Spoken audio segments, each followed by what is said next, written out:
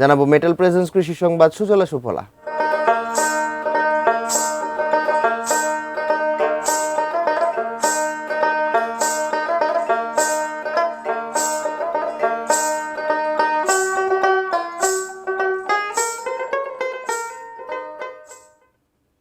এক ফুট লম্বা মরিচ, দেখতে অনেকটা বরবটির মতো, আবার স্বাদে গন্ধে যেন ক্যাপসিকাম।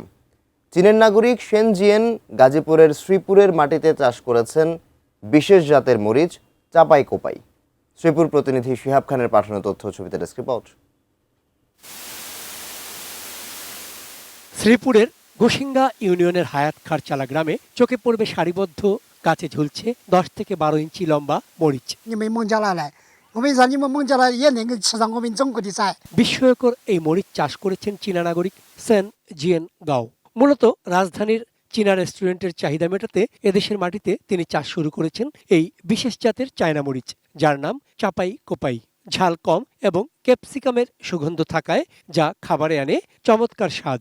যত্ন আত্মিতে পরীক্ষামূলক চাষে সাফল্য মেলে। এখন 3 বিঘা জমিতে বাণিজ্যিক আবাদ করছেন সেনজিয়েন ও তার সহযোগীরা। চাইনিজ খাবারের যেই অভাব চাহিদাটা, এটা তারা বাংলাদেশ থেকে পাচ্ছে না। নিজেরাই চাইনিজ খাবার উৎপাদন করে নিজেরাই আমাদের দেশের মানুষকে খাওয়াবার। এখন তো রেগুলারই খাই, এখন তো আর বাজার থেকে মরিচ কিনে আনি না, রেগুলারই খাই, ভালোই লাগে আমার কাছে। চীনা নাগরিকের এই 1 ফুট মরিচ দেখতে আশপাশের কৃষক ও সাধারণ মানুষের আগ্রহ প্রচুর। এই কাঁচা মরিচ আসলে আমরা কখনো দেখি না, এটা আমরা প্রথম দেখছি এই এলাকায়। তারা এদেশে এসে চাষ করছে নতুন নতুন। এটার টেস্ট বলতে গেলে এটা সাধারণ মরিচের থেকে একটু ভিন্ন, ঝাল কম, খেতেও সুস্বাদু এবং সবচেয়ে ভালো হয় এটা দেখার জন্য একটা আলাদা মর্যাদা আছে এটার। কৃষি বিভাগ বলছে বাংলাদেশের আবহাওয়া চাপাই কোপাই মরিচ চাষের জন্য বেশ উপযোগী। পোকা দমনে প্রয়োজনীয় কারিগরি সহযোগিতা দেওয়া হচ্ছে উদ্যোক্তাকে।